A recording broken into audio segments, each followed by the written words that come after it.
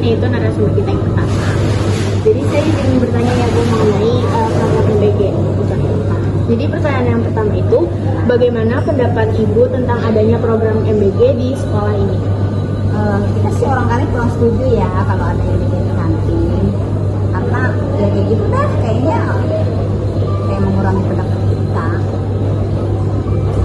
Berarti mengurangi pendapatan Ibu sehari-hari? Iya, pendapatan kita berkurang dengan adanya MBG. Pertanyaan selanjutnya, menurut Ibu, apakah pendapatan kantin akan berkurang setelah adanya MBG? Jelas sangat berkurang. Karena kan anak-anak dapat MBG, begitu dapatnya dia pagi kan istirahat pertama, otomatis mereka satu ya istirahat kedua kan ada dua, jadi dia pertama makan MBG, kedua makan bekal gitu, jadi sangat berkurang. Untuk pertanyaan selanjutnya, harapan apa yang dimiliki penjual kantin terhadap sekolah setelah adanya program MBG? Jadi seharusnya kalau MBG masuk ke kantin ya minimal harga sewa kantin.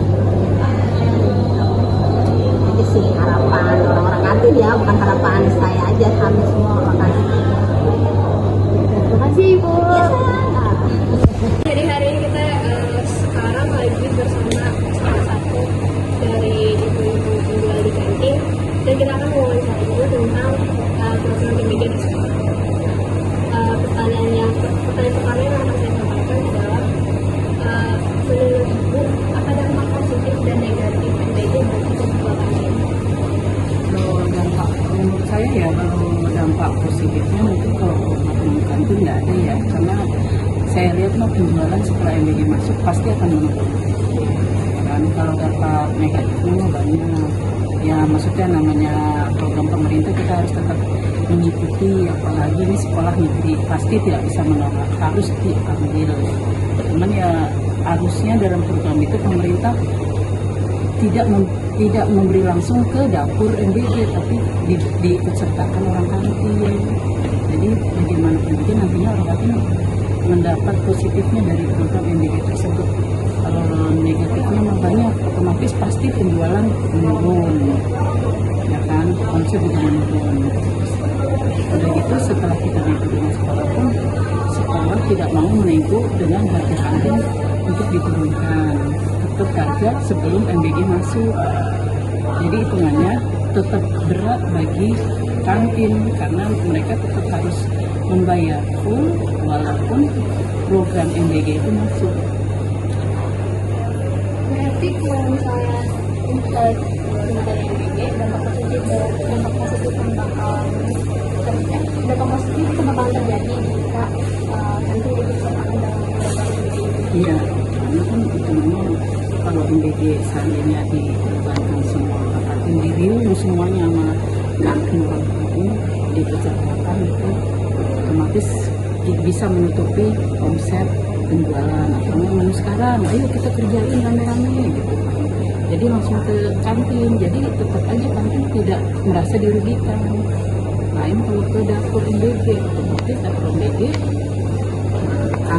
MBG masuk jam 9, otomatis istirahat pertama anak tidak ada yang beli karena udah dapat MBG, otomatis kantin hanya mengandalkan istirahat kedua.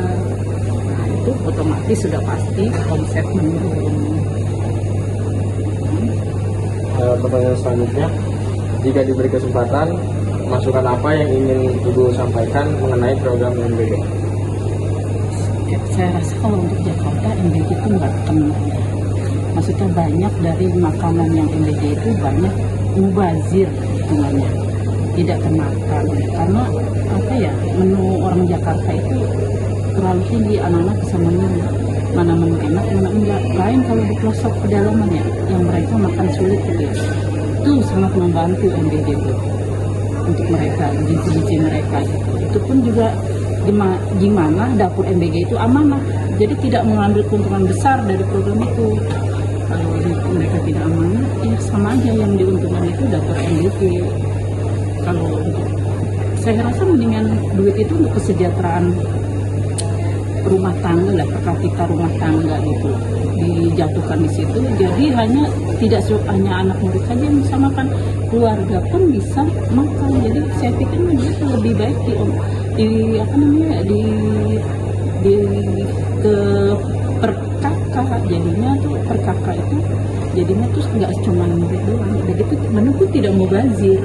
Kalau yang program ini kan hitungannya yang diuntungkan itu dapurnya, banyak yang dirugikan, contohnya kantin dirugikan, mubazir kebuang, akhirnya duit kebuang sia-sia, banyak yang nggak dimakan, nasi lauk kadang-kadang nggak sesuai, soalnya banyak aduan dari SD itu yang menunya tidak sehat, gizi tidak bergizi, tidak sesuai dengan judulnya lah, makan bergizi itu nggak ada gizinya hitungannya.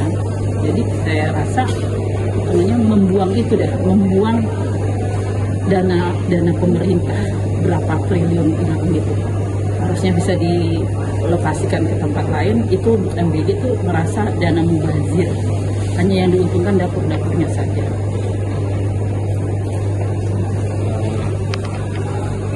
Terima kasih Bu. Ya, terima kasih Bu.